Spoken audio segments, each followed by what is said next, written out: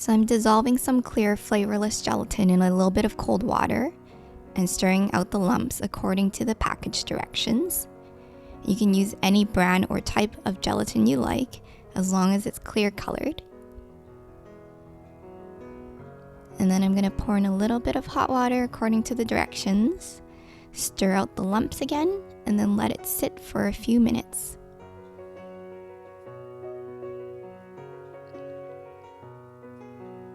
And to make my raindrop cake taste nice and sweet, I'm adding clear cream soda.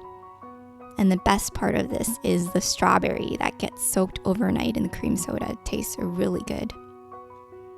So we're just gonna give that a nice stir and then let it rest and wait for the bubbles to die down.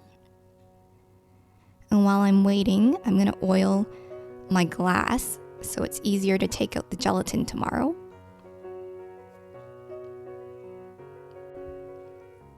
To make my rose, I'm going to cut 5 petals on the bottom layer of the strawberry.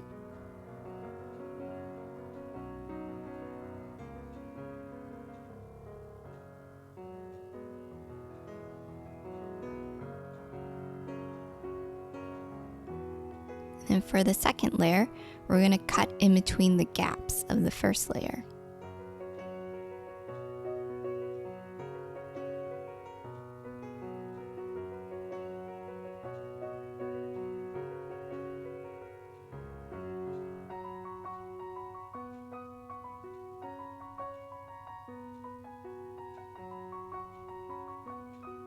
And finally, we're just going to cut out a tiny little hole from the very tip of the strawberry.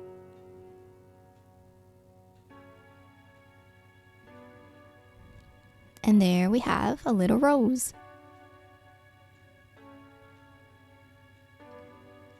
And to get the stem, I'm just going to use a toothpick to poke a tiny little hole because my branch isn't always sharp enough to pierce through.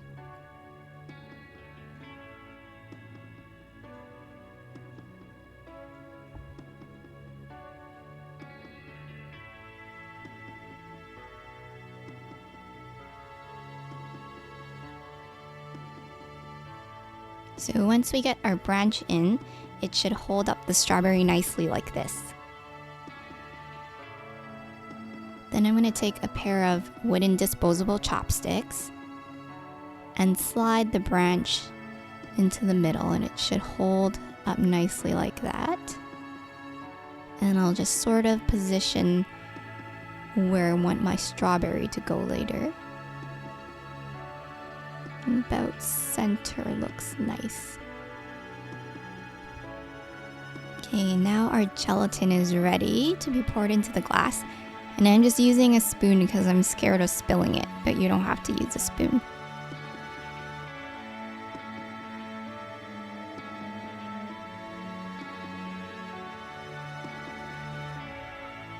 And then I'm gonna fan out my rose petals just to make it look more real before I put it into the gelatin.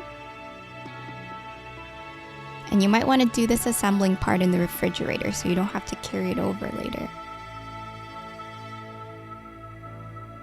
So once the rose is in, I'm going to put some weights on it. Otherwise, the strawberry is going to float. And then refrigerate this overnight.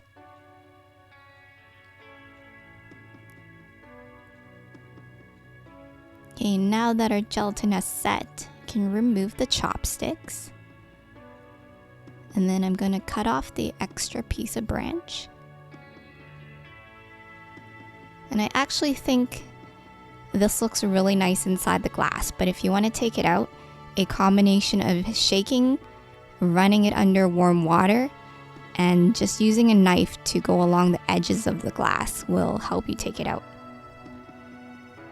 So after a few minutes of struggling with my raindrop cake has finally come out, and I'm just going to decorate it with some rose petals and rose leaves to make it a little bit more colorful.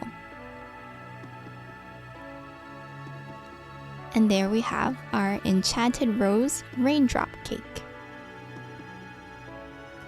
Tweet me pictures of your raindrop cake creations. I would love to see them. I'll leave a link to my Twitter in the description below. See you guys next time.